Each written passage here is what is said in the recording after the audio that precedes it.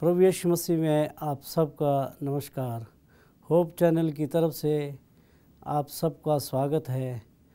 भाइयों बहनों, जैसे कि मैं आप सबको बताने जा रहा हूँ, भविष्य कल, आज और कल। बाइबल में से जो है बहुत सारी भविष्यवाणी है, जिसके और भविष्यवाणी से बाइबल जो है भरी हुई है। परमेश्वर ने जो है इब्राहिम को आशीष दी, उसको उस देश से निकाला और उसको कहा कि मैं तेरे और तेरे वंश को बहुत बढ़ाऊंगा। परमेश्वर ने आज इब्राहिम को इतनी आशीष दी और सिर के बाल कोई नहीं गिन सकता। और परमेश्वर ने अब्राहम को कहा मैं तेरे वंश को इतना बढ़ाऊंगा।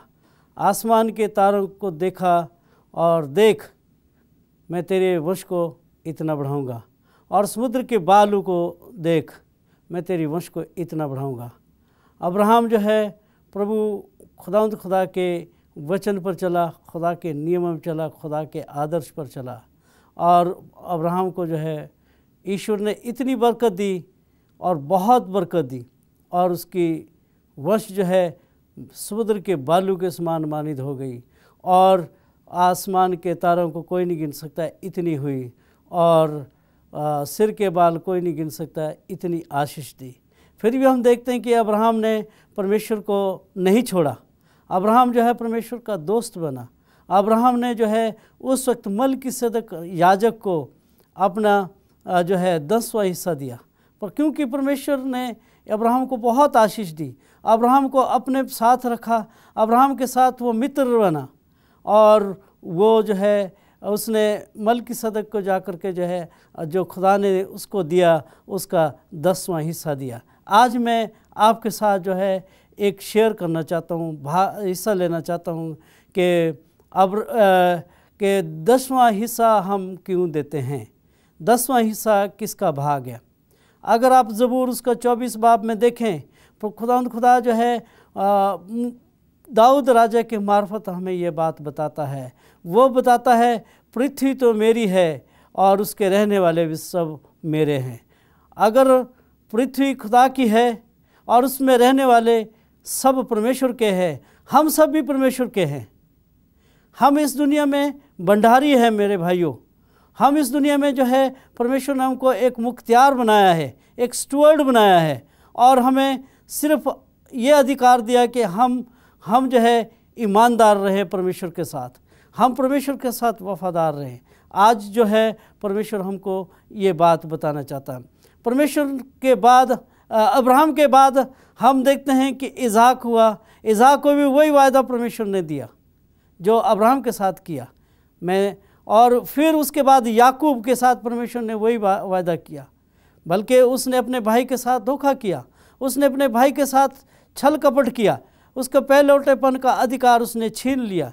फिर उसके बाद हम देखते हैं कि अपने बाप से जो है, जब वो अंधा था इज़हाक, और उस वक्त भी उसने क्या किया, आशीर्वाद लिया।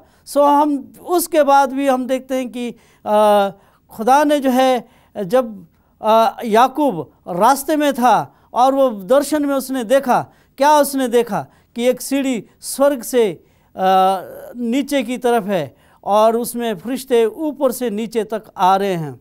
और उसके बाद हम देखते हैं कि परमेश्वर ने याकूब से जो है वाचा बांधी, मैं तेरे बाप इज़हाक और तेरे दादा इब्राहिम से भी वाचा बांधी और मैं तुझसे भी बांधता हूँ, मैं तेरे वंश को बहुत बढ़ाऊँगा। और वैसे ही हम देखते हैं कि वो भी बहुत 20 साल तक जो है उस देश में रहा और 20 साल में बहुत धन दिया परमेश्वर ने याकूब को, धनवान हो गया, दयावान हो गया। फिर उसने भी अपने दादा की तरह जो है 10वां हिस्सा खुदा के लिए दिया।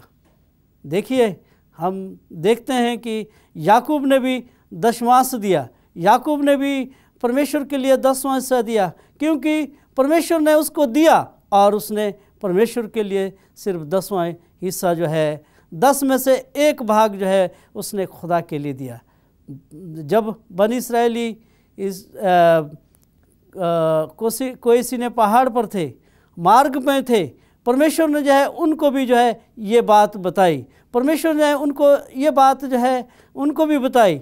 और मेरे साथ अगर निकाले लेवी व्यवस्था उसका 27 बाब की उसकी 30 आयत में, उसमें जो है इसका जिक्र पाया जाता है। हमारी आय का कौन सा भाग परमेश्वर का है जो हमें परमेश्वर को देना पड़ता है, और उसमें से जो है हम कितना भाग परमेश्वर को देते हैं। लेवी व्यवस्था 27 बाब की 30 आयत। फिर भूमि की उपज का सारा दशमांश, चाहे वो भूमि का बीज हो चाहे वृक्ष का फल, वह यहोवा ही का है, वह यहोवा के लिए पवित्र ठहरे। भाइयों, कितनी बड़ी भारी बात जो है यहाँ पर बताई गई। भूमि का उपज, परमेश्वर ने हमको अच्छा घर दिया, परमेश्वर ने हमको अच्छा रहने के लिए दिया, परमेश्वर ने हमको अच्छी ज़मीन दी, परमेश्वर ने हमको सब कुछ दिया, परमेश्वर ने हमको अच्छी आय दी, परमेश्वर ने हमको सब कुछ दिया। क्या हम परमेश्वर को नहीं दें? जबकि पृथ्वी उसी की है, हम उसके निवास करने वाले उसी के हैं, हमें जो है परमेश्वर को देना है। और यहाँ पर भी यही बात जो है बन इसराइलियों को परमेश्वर सिखाना चाहता है। वह भूमि की उपज का सारा दशमांश, चाहे वो भूमि का बीज हो चाहे वो वृक्ष का फल हो, चाहे हमारे सेब के फल हो, चाहे हमारे आम के फल हो, चाहे हमारे नींबू के फल हो, चाहे हमारे अंजीर के फल हो, चाहे हमारे खेती में कुछ भी गेहूँ जौ अनाज क्यों ना हो, हम परमेश्वर को दें। परमेश्वर कहता है कि वो हमसे ईमानदारी चाहता है, वो हमें वफादारी चाहता है कि हम परमेश्वर के कितने वफादार हैं, परमेश्वर के पास आएँ, परमेश्वर की बातों को मानें, परमेश्वर की बातों पर ध्यान लगाएं। वो हमसे वफादार चाहता है कि हम परमेश्वर की बातों पर ध्यान लगाएं। परमेश्वर हमारे दशमांश से क्या करना चाहता है? क्या परमेश्वर जो दुनिया का सृजनहार है, दुनिया का बनाने वाला है, दुनिया को चलाने वाला है, दुनिया को सब कुछ देने वाला, क्या चाहता हमसे परमेश्वर? क्या हमसे चाहता है परमेश्वर? जो मैं आपको बताना चाहता हूँ, मेरे साथ निकालिए गिनती उसका 18 बाब उसकी 21 से लेकर 24 आयत तक। इसमें जो है वो बताता है परमेश्वर हमारे दशमांश से क्या करना चाहता है। मैं आपको बताना चाहता हूँ कि लिखा इसमें, फिर 18 बाब गिनती उसका 21वीं आयत से और 24वीं आयत में पढ़ेंगे। लिखा कि मिलाप वाले तंबू की जो सेवा लेवी करते हैं उसके बदले में उनको इस्राएलियों का सब दशमांश उनका निज भाग करके देता हूँ, 24 आयत इस तरीके से लिखा है, क्योंकि इसराइली जो दशमांश यहोवा को उठाई हुई भेंट करके देंगे उसे मैं लेवियों को और निज भाग करके दूंगा। इसीलिए मैंने उनके विषय में कहा, इसराइलियों के बीच कोई भी भाग न मिले।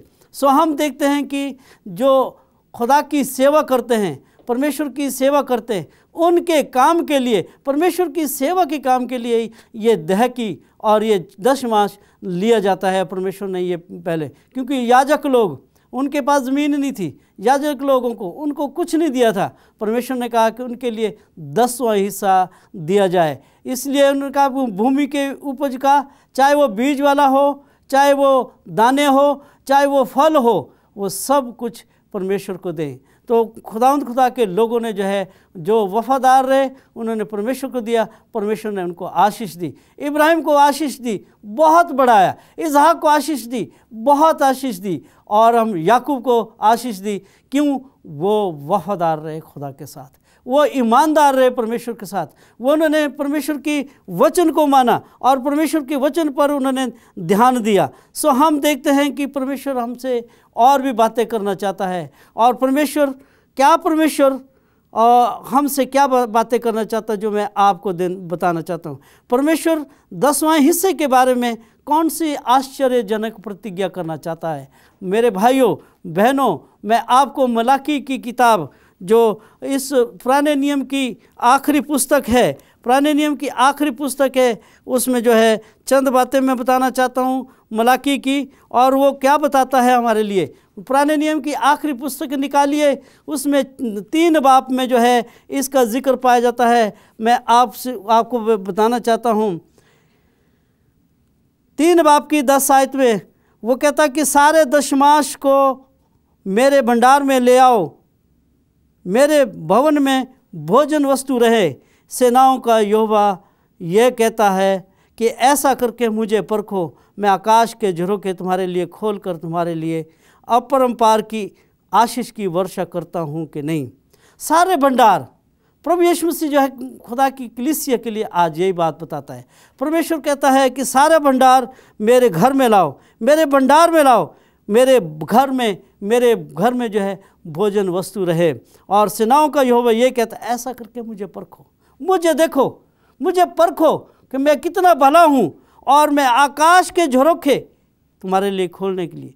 वास्तव में प्रभु परमेश्वर हमारे लिए ये करना चाहता है।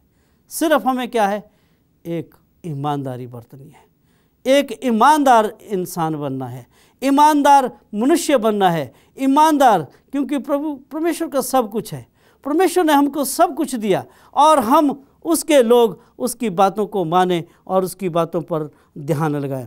परमेश्वर अपने लोगों को दशमांश में लाने के लिए कहता है। वो कहता है कि पूरा दशमांश मेरे घर में लाओ, भंडार लाओ, और मुझे देखो, मुझे परखो कि मैं आकाश के झरोखे तुम्हारे लिए खोल दूंगा, तुम्हारे लिए खोल कर अपरंपार की वर्षा करूंगा। वास्तव में हमारा परमेश्वर कितना भला परमेश्वर है, कितना दयावान परमेश्वर है। उसने जो है, जब प्रभु यीशु मसीह इस दुनिया में थे, प्रभु यीशु मसीह ने भी जो है उस ज़माने के लोगों के लिए, पहली सदी की कलीसिया के लिए भी ये बात बताई। क्या प्रभु यीशु मसीह ने दशमांश को व्यर्थ ठहराया? क्या प्रभु यीशु मसीह ने दशमांश के बारे में क्या कहा, जो मैं आज आपके सामने जो है बताना चाहता हूँ। मेरे साथ अगर आप निकालना चाहते हैं, निकालिए मत्ती की इंजील, उसका 23 बाब, उसकी 23 आयत में। यहाँ पर मत्ती जो प्रभु यीशु मसीह का चेला है, वो इस प्रकार से बताता है। 23 बाब की 23 आयत। हे कपटियों, शास्त्रियों, फरीसियों, तुम पर हाय, तुम पुदीने और सौंफ और जीरे का दशमांश देते हो, परंतु तुमने व्यवस्था की गंभीर बातों को, अर्थात न्याय और दया और विश्वास को छोड़ दिया। चाहिए था कि तुम इन्हें भी करते रहते और इन्हें भी ना छोड़ते। प्रभु यीशु मसीह जो है उस ज़माने के लोगों को कहता है कि तुमने छोटी छोटी वस्तुओं को तो तुमने दहकी और चंदा दिया, चाहिए था ये भी करते और व्यवस्था की बातों को भी मानते, व्यवस्था की और चितौनियों की बातें मानते, व्यवस्था खुदा के हुक्म को भी मानते। जो मूसा की शरीयत थी, उस वक्त खुदा ने जो है परमेश्वर ने मूसा के ज़रिए से वचन दिया, पैगाम दिया, और चाहिए था तुम उनको भी मानते, तुमने उनको भी नहीं माना। न्याय और दया और विश्वास को तुमने छोड़ दिया। कहता कि ये भी तुम मानते, 10वां हिस्सा तो तुम देते हो, परंतु तुमने विश्वास खो लिया, तुमने न्याय खो लिया, तुमने व्यवस्था की गंभीर बातों को छोड़ दिया। चाहिए तो था तुम इनको भी करते। मेरे भाइयों, आज हम परमेश्वर के वचन को, परमेश्वर के व्यवस्था को, परमेश्वर से प्रेम करें, क्योंकि परमेश्वर ने हमसे प्यार किया, उसने हमसे मोहब्बत की, उसने हमारे साथ हमको गले लगाया, और वो कहता है कि तुमने मुझे परखो और मुझे देखो, मैं आकाश के झरोखे तुम्हारे लिए, अपरंपार की बारिश तुम्हारे लिए करूँगा। वास्तव में कितना हमारा बड़ा परमेश्वर है। वास्तव में उसने हमको सब कुछ दिया, रहने के लिए दिया, अच्छा माहौल दिया, वातावरण दिया कि हम परमेश्वर की आज़ादी से परमेश्वर की बात को परमेश्वर के वचन को लोगों तक भी पहुंचा सकते हैं। और हम देखते हैं कि 10 मास परमेश्वर का हिस्सा है। इसके अतिरिक्त वो हमसे क्या चाहता है, वो हमें क्या चाहता है, हम परमेश्वर की बात को माने। मेरे साथ अगर आप ज़बूर निकाले, ज़बूर में दाऊद राजा बड़ी अच्छी बात बताता है। ज़बूर अगर निकाले मेरे साथ, उसकी 96 बाब और उसकी 8 आयत में देखें, उसमें भी इसी बात का जिक्र पाया जाता है। परमेश्वर अपने लोगों के मार्फत हमें ये बात बताता है। कहता है कि यहोवा के नाम की ऐसी महिमा करो जो उसके लायक है, भेंट लेकर उसके आंगन में आओ। यहोवा के नाम की हम स्तुति करें, यहोवा के नाम की महिमा करें, यहोवा के नाम की जय जयकार करें, यहोवा के नाम से हम उसके पास आए और भेंट लेकर के, परमेश्वर ने हमको दिया, हम खुशी से प्रभु परमेश्वर को दे। और परमेश्वर हमें देता है, और परमेश्वर हमें देता है। परमेश्वर ने हमको सेहत दी, परमेश्वर ने हमको अच्छा रखा, और वो कहता कि भेंट लेकर उसके आंगनों में आओ और हम उसके पास आएँ और उसकी बातों को माने।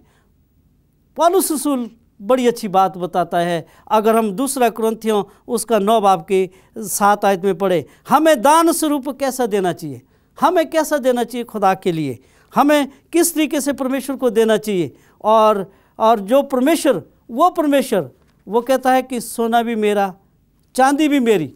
जब खुदा का सब कुछ है, सोना भी चांदी भी सब कुछ परमेश्वर का है, हमें कैसा देना चाहिए। देखिए बड़ी अच्छी बात खुदा अपनी बातों, अपने वचन में कहता है। 2 कुरिन्थियों उसका 9 बाब की 7 आयत में इस प्रकार से लिखा, हर एक जन जैसा मन में ठाने वैसे ही दान करे।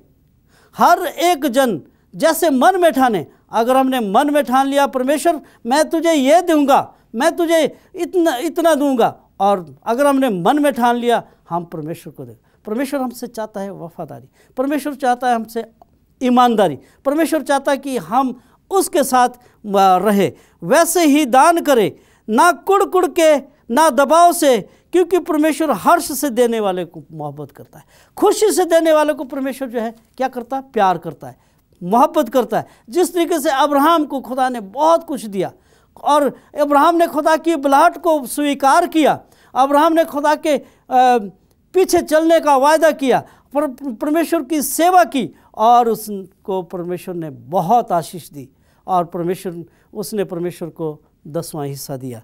सो यहाँ पर भी हम देखते हैं कि परमेश्वर उनसे जो खुशी से देने वाले से मोहब्बत करता है। क्यों? आज क्या प्रभु यीशु मसीह वही प्रभु नहीं है?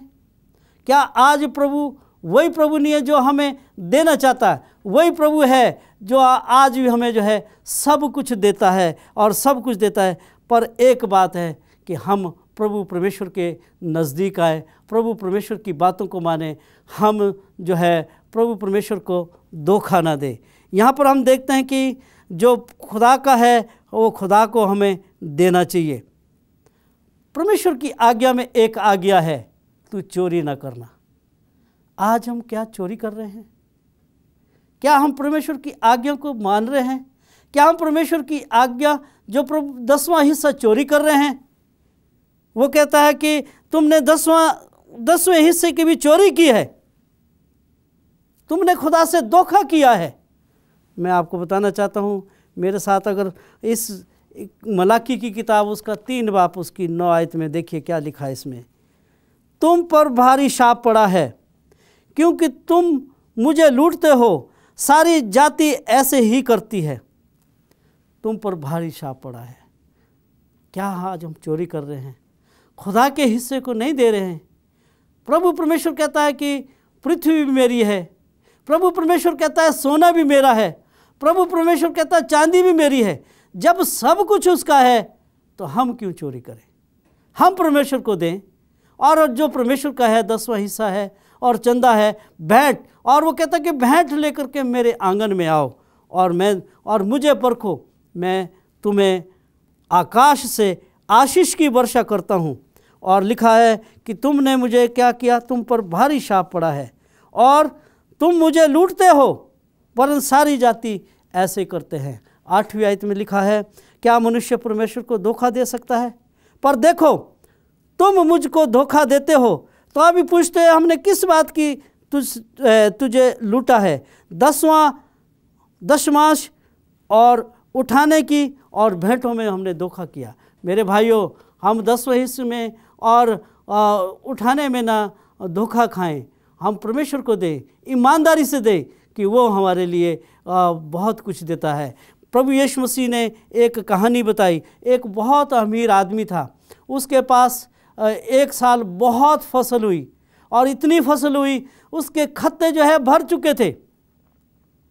फिर उसने फसल देखी कि मेरे पास जो है फसल बहुत है, मेरे पास बहुत अनाज हो गया। उसने क्या किया? और खतों को और बड़े कर दिए। जब खतों को और बड़े कर दिए और उसमें उसने अनाज डाला, और शाम को उसके नौकर और वो जब घर आए तो उसने क्या किया? उसने परमेश्वर का धन्यवाद नहीं किया। वो अपने पलंग पर लेटा और कहता, क्या है मेरी जान, खा पी, तेरे लिए बहुत सालों के लिए अनाज है। मेरे भाइयों, हम ऐसा ना करें। परमेश्वर ने जब हमको सब कुछ दिया, आशीष दी, अगर हम वृक्ष के फल जो हमको अच्छे दिए हैं, अच्छे फल दिए, हम परमेश्वर को 10वां हिस्सा दें। हम परमेश्वर का हिस्सा ना खाएं। और उसने क्या किया? उसी रात उसकी क्या हुई? उसकी जान ले ली गई। मेरे भाइयों, अगर हम खुदा को लूटते हैं, परमेश्वर क्या कहता है? तुम पर भारी शाप पड़ा, लानत है, हाय है। और वो ज़्यादा देर तक नहीं जीता, वो ज़्यादा देर तक जिंदा नहीं रहता। परंतु बाइबल में लिखा है कि जो खुदा के साथ वफादार है, परमेश्वर कहता है कि मैं उसको बहुत आशीष दूंगा। और वो ज़्यादा देर, परमेश्वर जो है कहता है कि वो ज़्यादा देर तक जो है जिंदा रहता है। बाइबल में बड़ी अच्छी बात बताई गई है जो मैं आपको बताना चाहता हूँ।